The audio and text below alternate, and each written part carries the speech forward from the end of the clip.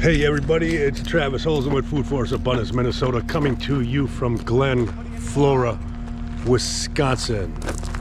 It's about 3 hours away from my house in Apple Valley, but we started a job this morning and well, we had a surprise when we got here, so instead of getting started right away, we had to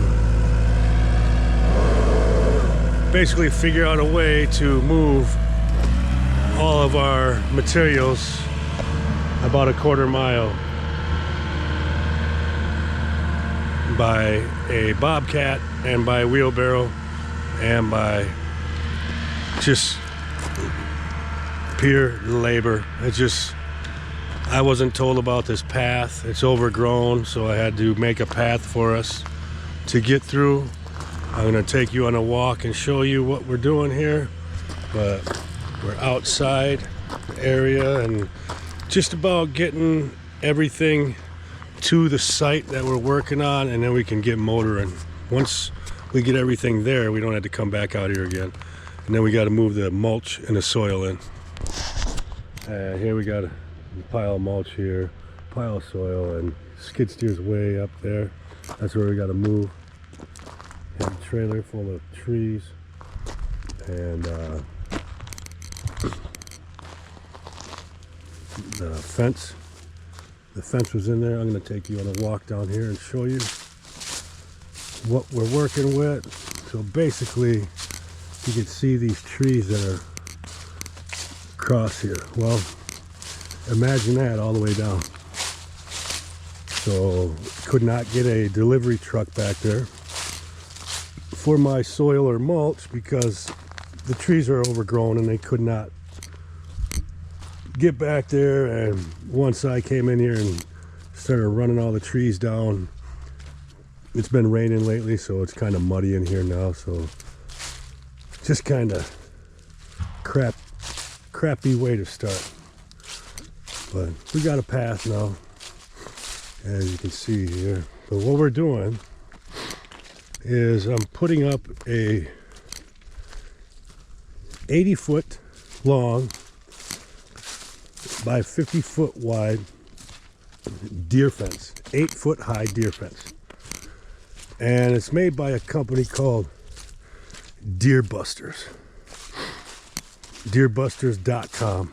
I think the main company's called Trident Fence or something like that, but that's who we're gonna do this time. If this fence goes the way I think it will, and as easy as I think it will, and how much easier this will be than 4x4s and 2x4s and then wire mesh. I have built a couple of those types of fences, and you know, I had to dig 35 holes and then pour Quickcrete in all the holes, and just very, very time consuming and a lot of work, and it gets expensive with all the lumber. But here we have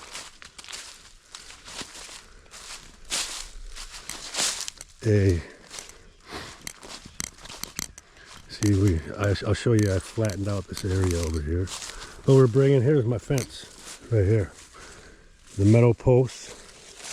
And I'm going to do a video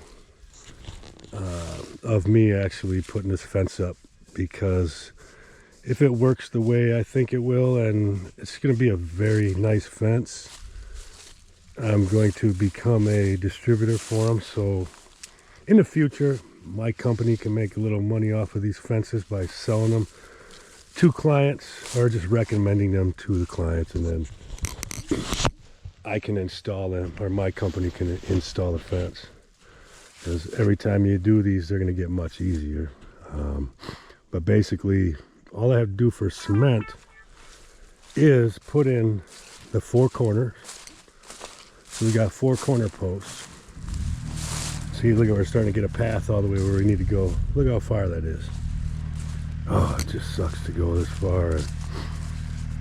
Yeah, I'm just hoping to make up for lost time now, so we will see. But we're getting over here in the area that's gonna be enclosed by the fence. And the reason we're putting an 8-foot fence up is because there's 44, 45 acres here on this property, and it's full of wildlife.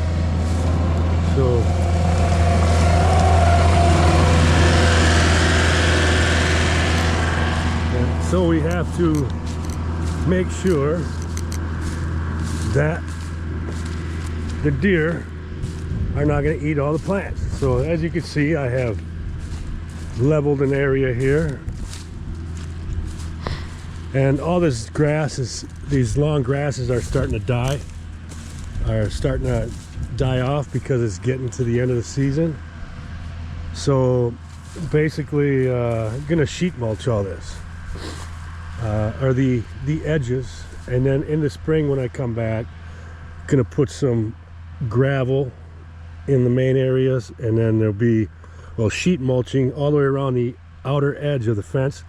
Be 10 feet, a 10-foot space on each 80-foot side, and the 50-foot side here. There's a pond over here, so this is the pond side, and then there's gonna be a 10-foot gate over on that side. Yes. So this is the area, 50 by 80, and I got my stake right there. Got them all staked out. Now I'm gonna run my lines and get everything lined up, and then I'm gonna dig my corner posts, get my corner posts in, and once the corner posts are in, this is gonna be a pretty, well, it depends. Okay, the soil is kind of wet here, so I'm just going to, I'm hoping that all the posts, okay, you have a spike post that you pound into the ground about 18 inches, and then you attach your 8-foot post to that, but it slides in about 1 foot to your base post. Okay, so your corners are normal corners. You're going to cement those, and then your in between posts you have a we'll call it a spike post. I'll show them to you later when I make the video and show you how to put them in the ground. But you take a sledgehammer, pound them in, and then you get them all pounded in, and then you put your posts up. Okay, and then we're going to, we got the 25-year plastic fencing. It's very strong, much easier to work with than the metal stuff, and it's 25-year warranty, or it's supposed to last 25 years, so that should be plenty of time. But this is all, and you can see the trees, starting to bring the trees in. I got what I could. Not everything is available because it's the end of season. I couldn't get any honeyberries, and I could not get let's see, honeyberries, goji berries, and gumi berries. So those will go in the ground in the spring. But I got a couple crab apples, I got 4 apple, I got 3 plum, I got a bunch of raspberries, bunch of blueberries, a bunch of strawberries. Those are going to go around the, they're going to be in the guilds around the trees. And then I have a bunch of on the ground over here, a bunch of insect attractors and pollinators, all perennials, you know, daylilies, daffodils, hyssop, all the stuff that will just die off at the end of fall and reseed itself. What else we got in here? Oh, we got lavender in here, strawberries, lavender, feverfew, hyssop, man, daylilies, daffodils, marigold I think is in.